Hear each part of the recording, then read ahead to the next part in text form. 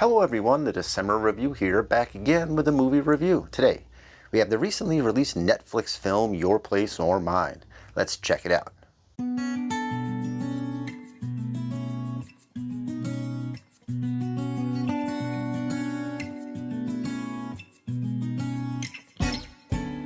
Reese Witherspoon and Ashton Kutcher stars Debbie and Peter, two best friends living on opposite coasts. When Debbie needs to fly from LA to New York for an accounting program, Peter decides to have her stay at his place for a week while he heads to LA to take care of her son Jack. Rom-com hijinks ensue. No strangers to this material, it's been a minute since these two veteran actors have appeared in a sentimental and lighthearted comedy. Sure, we've seen this type of story before, but Your Place or Mine works, and it works well. Which shouldn't be a surprise considering it was written by Aline Brosh McKenna, whose extensive writing credits includes the award-winning The Devil Wears Prada, along with 27 Dresses and Laws of Attraction. This is also her first turn behind the camera as director. One noticeable difference here is we get a more toned-down version of a story. While many of these films can focus on the superficial, pitting its characters in outlandish situations only to find their way back in the last act, Your Place or Mine begins and ends in a more centered reality, allowing for the story to play out a bit more naturally. Yes, there are a few showier setups.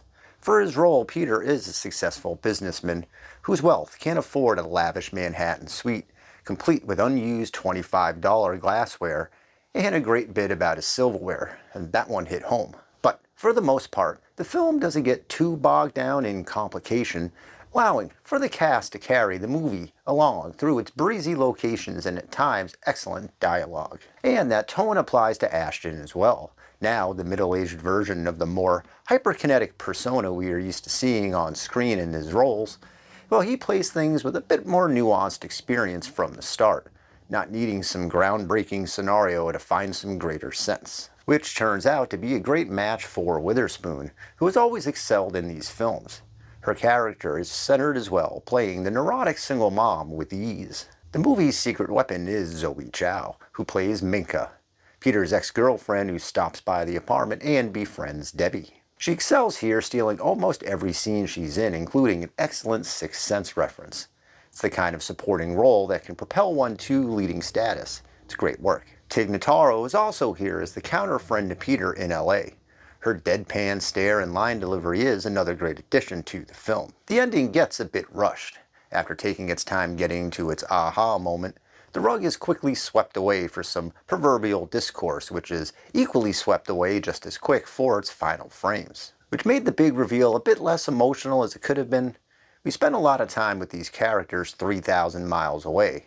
Sure, they always talk on the phone, but that distance proved to detach the ending a bit. Which really isn't a deal breaker here. Everything else along the way, well, it works. Behind the lens, McKenna lets its scenery breathe. There's some great moments in New York, including a scene where the city backdrop is flourishing through the windows as Debbie walks through the apartment. If you're a fan of the Cars, then you are in luck, as the band not only provides an interesting lesson for Peter about life, but it's also the soundtrack for the film. All the hits pop up along the way in perfect time to help the emotional element of the moment. Overall, Your Place or Mine is a breezy and quick feel-good story with an excellent cast. It's quite funny overall with a handful of standout one-liners. I recommend the Netflix film and give it 3.5 out of 5 stars.